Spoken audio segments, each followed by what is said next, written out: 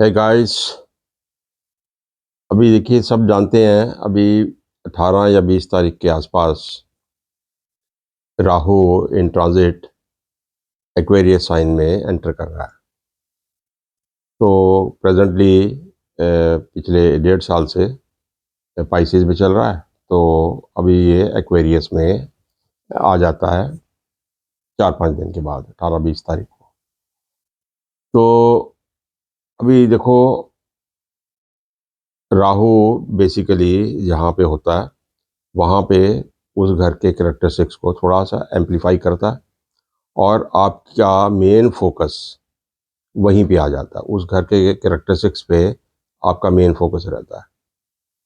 तो कुछ भी आप काम कर रहे हैं तो जहाँ पे राहु होगा बाकी काम जिंदगी के सब चलते हैं, साइमल्टेनियसली सब कुछ चलता है।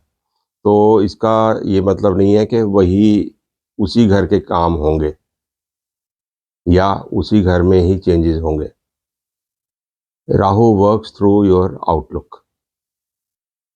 तो अभी आपका जैसे भी जो जिंदगी का कार्यक्रम चल रहा है दशा भुक्ति के हिसाब से, बट राहु का उस ट्रांजिट में आना तो वह उस घर के कैरेक्टरिस्टिक्स या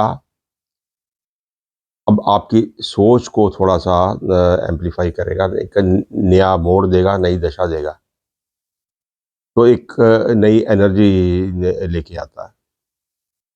तो अब हम देखते हैं कि जो जिस पे से लाइफ चल रही है सब काम होते हैं। पहले घर के काम भी हो रहे हैं, दूसरे के भी, तीसरे के भी, चौथे के, सब काम लाइफ के अपनी टाइमिंग के हिसाब से ज़िंदगी में होते हैं।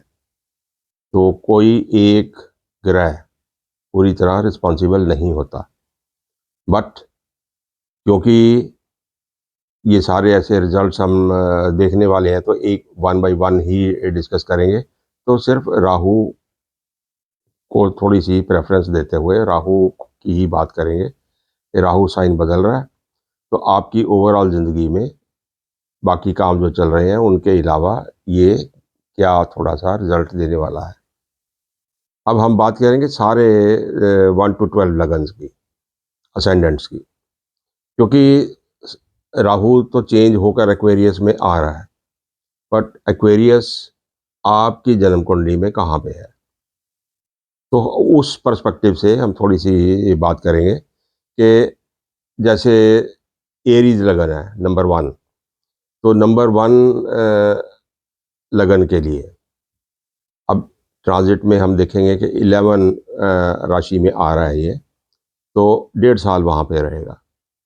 अब ऐसा भी नहीं है कि 1.5 साल एक सा ही ये रिजल्ट देगा, 1.5 साल किसी एक काम के पीछे पड़ जाएगा, ऐसा नहीं होता। आपकी आउटलुक थोड़ी सी, दिमाग खुल जाता है, थोड़ा से और खुले दिमाग से काम करते हो आप। तो अब लगन में जब ये आपके 11th हाउस में आ गया एरीज लगन के लिए, तो वहाँ पे डिपेंडिंग ऑन आपकी जो दशा भुक्ति चल रही है वो चल रही है, उसको उस एंगल से देखिए।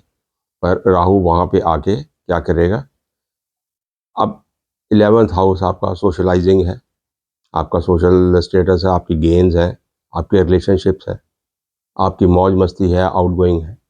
तो इन चीज़ों को थोड़ा सा एम्पलीफाई करेगा। ये एक्टिविटीज़ आपकी लाइफ में थोड़ी सी बढ़ जाएंगी। ज़्यादा सोशलाइज करोगे, ज़्यादा किसी भी प्लेटफॉर्म पे ज़्यादा आपका फ्रेंड सर्कल बन जाएगा।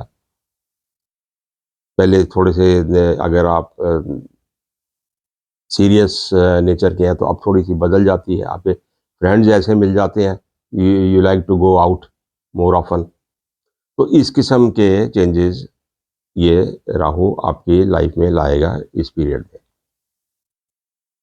अब जहाँ कोई काम कर रहे हैं आप उस पर्सपेक्टिव से देखें तो लाभ स्थान है ये, तो राहु एम्पलीफाई करता है चीज़ों को। तो जो आप काम कर रहे हैं आप ज़्यादा फोकस अपना ज़्यादा अपनी एफर्ट्स डालोगे, नए तरीके ढूंढोगे कुछ उस अपने प्रॉफिट, अपने लाभ को बढ़ाने के लिए नए तरीके ढूंढोगे, क्योंकि Rahu it goes out of the box नए-नए चीज़ें ढूँढता है, नए-नए काम करवाता है आपसे। आपकी मेंटल स्टेट को ऐसे चेंज करता है कि थोड़ा-सा आप ग्रीडी और पैशनेट हो जाते हो। तो जब ऐसे हो जाओगे तो कुछ नया ढूँढोगे, you will not be satisfied without getting the results. तो ये एरीज़ लगन वालों के लिए, ये एक्वेरियस में आकर 1.5 साल के लिए ये रिज़ल्ट मिला। अब टॉरस असेंडेंट वालों के लिए, टॉरस असेंडेंट के लिए ये आपके 10वें स्थान में आएगा। 10वां स्थान आपका करियर है। अब करियर में अभी भी आप कुछ भी कर रहे हैं, चाहे आपका बिज़नेस है या आप किसी जॉब में हैं, कुछ भी हैं, तो अभी यहाँ पे आपका ज़बरदस्त फ़ोकस आ जाएगा कि कुछ नया कर दिखाना है, कुछ नई इनोवेशंस करनी है। तो आपको कुछ अपना स्ट्रक्चर चेंज करोगे अपने बिज़नेस की, कुछ इनोवेशंस करोगे, कुछ काम करने का तरीका बदलोगे, तो ऐसे चेंजेस आपके करियर में इस ईयर एंड हाफ में आएँगे। तो नया-नया काम हो सकता है, ये आपकी जगह कोई बदल दे। जहाँ काम कर रहे हैं, उस लोकेशन को बदल दें। कोई नई ब्रांच खोल लें आप, अगर बिज़नेस में है, कोई नई ब्रांच खोल लें। नौकरी कर रहे हैं, किसी और लोकेशन पे नौकरी पे आपको भेज दिया जाए। तो इस किस्म के ये मूवमेंट भी आपकी करवा सकता है इस 1.5 साल में। अब जेमिनी असेंडेंट वालों के लिए ये 9th हाउस में ट्रांज़िट करेगा। अब 9वें स्थान में आ गया, धर्म वाला घर है ये, हाई थिंकिंग। तो आप किसी न किसी फ़िलोसॉफ़िकल या हायर स्टडीज़ में अगर इन्वॉल्वड हैं या नहीं भी हैं, तो आपका इंटरेस्ट थोड़ा-सा उन चीज़ों में ज़्यादा बन जाएगा। अभी बड़ी उम्र के हैं आप, अगर कुछ खाली टाइम में कुछ स्टडी करना चाहते हैं, तो कोई कोई मेटाफिज़िक्स या कोई रिलीजियस चीज़ें, उन चीज़ों को देखना, सुनना, उनमें आपका इंटरेस्ट बढ़ जाएगा। सैर-सपाटा करना है तो रिलीजियस प्लेसेस का आप टूर ले लेंगे, ऐसा भी हो सकता है। क्योंकि एक साथ सबके साथ तो होने वाला नहीं है। अलग-अलग लोगों के साथ, अलग-अलग एज ग्रुप में हैं सभी लोग, तो अलग-अलग होगा, but these are the possibilities. Cancer लगन के लिए ये 8वें स्थान में ट्रांज़िट करेगा। अब 8वें स्थान में आकर कुछ ना कुछ ऑकल्ट से जुड़ी हुई चीज़ें, कोई मेडिटेशन है, कोई नया रिलीजियस आउटलुक है, कोई नया न रिलीजियस आपका सेक्टर है, तो वहाँ आप इन्वॉल्व होते हैं। या कोई सीक्रेटिव काम है, कोई ऐसा काम पकड़ लेते हैं आप, तो जैसे स्पाइंग एजेंसी हुई या फिर कोई सिक्योरिटी रिलेटेड काम हुए, कोई रिसर्च वर्क हुआ।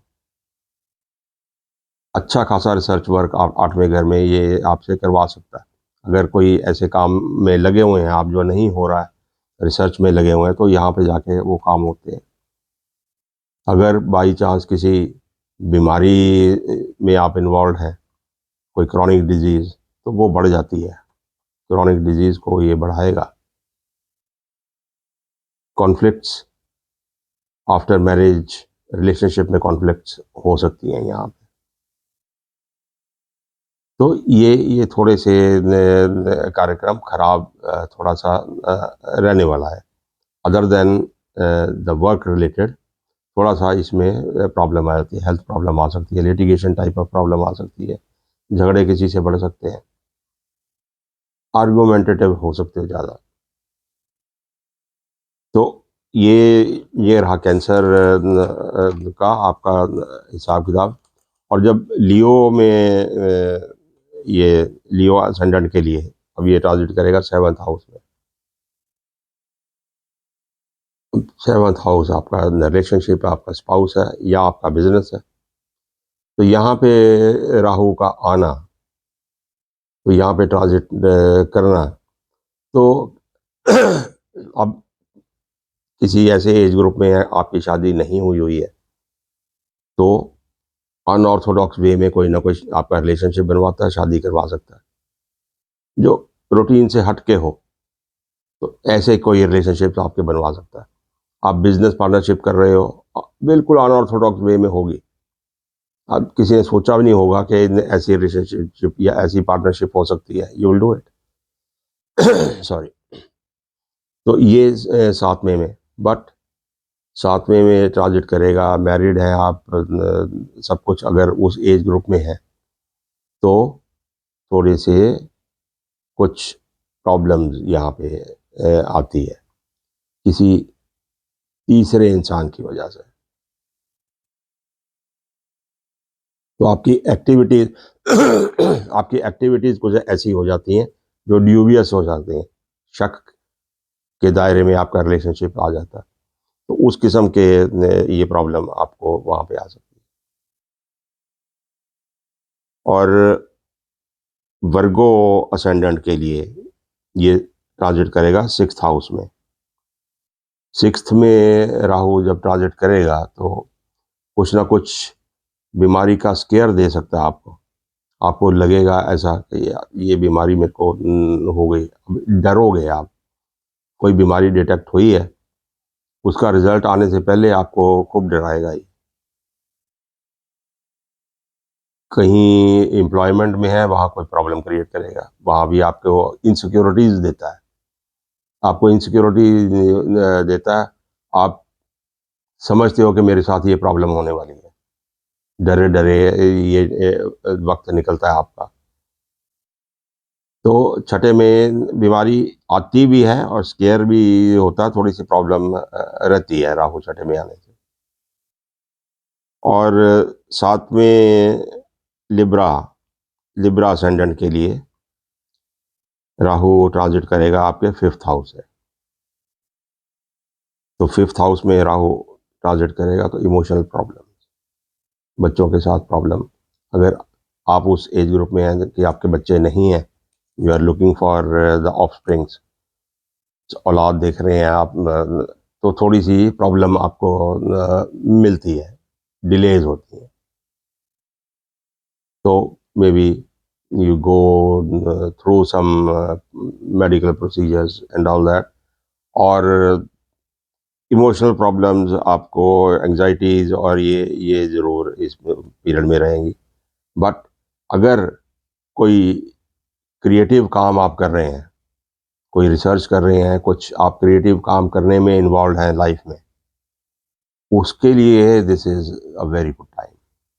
ज़रूर अच्छे रिजल्ट, पॉजिटिव रिजल्ट, आउटकम अच्छा मिलेगा पिछले साल से। तो ये 1.5 साल उसमें आउटपुट आपकी अच्छी रहेगी।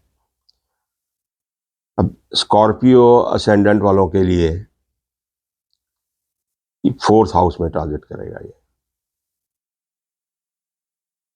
8, 9, 10, 11, 4th हाउस। तो 4th हाउस में अब राहु आएगा तो घर की अननेसेसरी आपके खर्चे घर पे होते हैं। कई बार एब्रप्टली चीज़ें खराब हो जाती हैं, ब्रेकडाउन्स हो जाती हैं, व्हीकल्स इंक्लूडेड, या दिमाग में फतूर आता है कि सारा घर का इंटीरियर ही चेंज कर दो, या घर की एक्सपेंशन कर लो, एक कमरा और बना लो, एक मंजिल और बना लो। इस किस्म के चीज़ों में ये आपके खर्चे करवाता है, तोड़ फोड़ करवाता है। तो ऐसे काम ये करवाएगा, आपका खर्चा करवाएगा। और जब ऐसे काम बसे हुए घर में होते हैं तो डिस्टर्बेंस होती है, तो मीन्स उस किस्म की डिस्टर्बेंस करवाता है, पैसा खर्च करवाता है। तो ये फिर उसके बाद आया आपका सेगिटेरियस। सेगिटेरियस असेंडेंट के लिए ये ट्रांजिट करेगा 3rd हाउस में।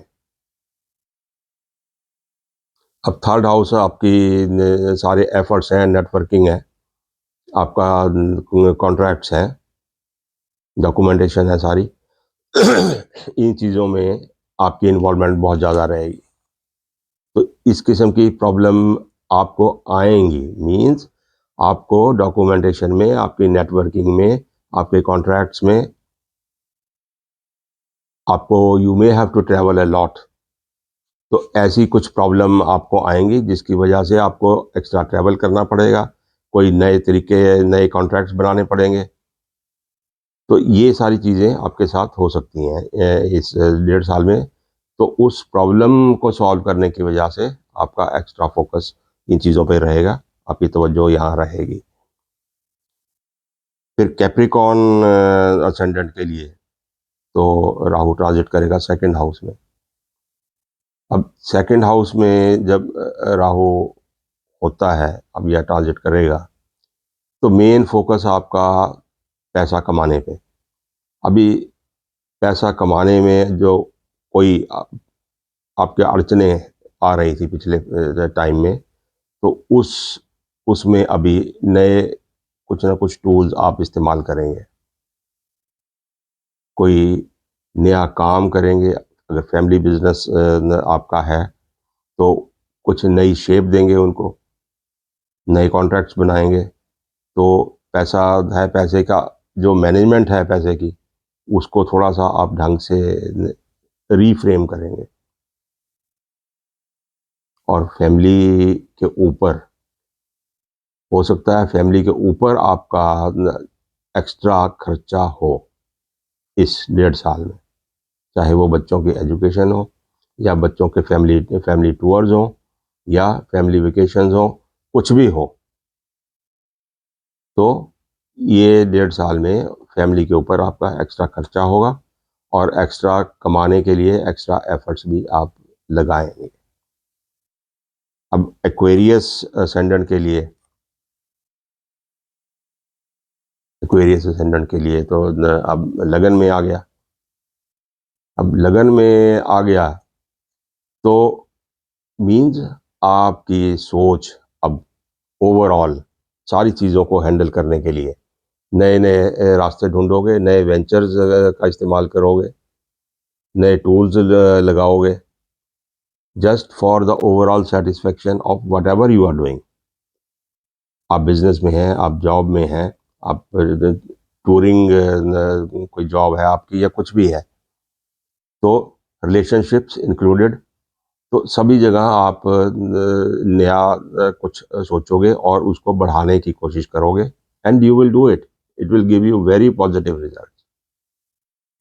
तो एक्वेरियस असेंडेंट वाले लोगों के लिए this is going to be a very good 1.5 year, क्योंकि पहले नया कुछ करने की इच्छा होती है, तभी आप कुछ कर पाते हो। तो ये सोच आपकी सोच को खोलता है। You go out of the box to think about new ventures.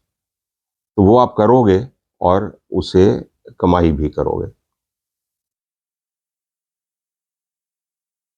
अब स्पाइसेस लगन के लिए, स्पाइसेस लगन के लिए ये ट्रांजिट करेगा आपका 12वें घर में।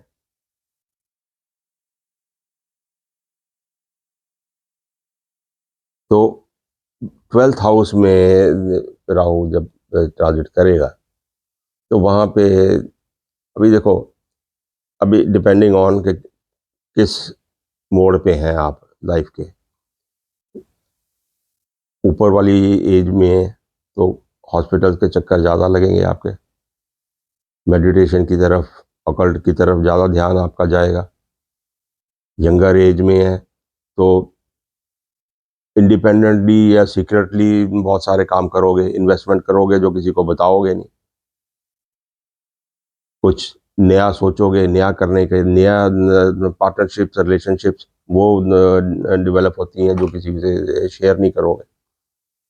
तो सीक्रेटिव काम, या एज के हिसाब से बीमारियों का थोड़ा सा ज़्यादा, या मैच्योर्ड लाइफ में आइसोलेशन, या आपकी मेडिटेशनल, या आपके कुछ स्पिरिचुअलिज्म का साथ मिलना, तो ये काम अभी आपको ज़्यादा करने को मिले।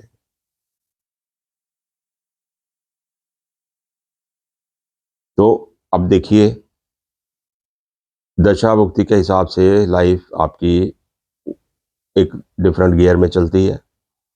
वो उसको असेस करने का अलग तरीका है। मेरे हिसाब से वही अल्टीमेट तरीका है।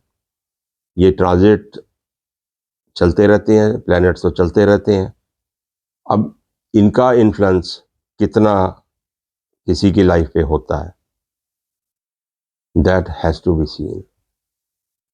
तो वो आप देखिए कि इस हिसाब से जैसे मैंने एक्सप्लेन किया, तो वहाँ पे कोई एक्स्ट्रा आपकी एफर्ट्स उस घर की कामकाज में ज़्यादा आपको करने को मिलेगी। तो इन चीज़ों को आपको रियलाइज़ करने के लिए कि वाक़ई ये राहु का इफ़ेक्ट है या मेरी दशा भुक्ति में ये किसी दूसरे प्लैनेट का इफ़ेक्ट है। तो इनको आपको उन इवेंट्स को, लाइफ़ को ढंग से डाइसेक्ट करके आपको देखना पड़ता है। अदरवाइज़ कहीं भी कुछ भी हम ना बोल सकते कि नहीं ये शनि का रिज़ल्ट था, ये बुध के अंतर का था। वही 9 ग्रह हैं, वही 12 घर हैं, कहीं न कहीं जोड़ के कहीं भी रिज़ल्ट मिल सकता है।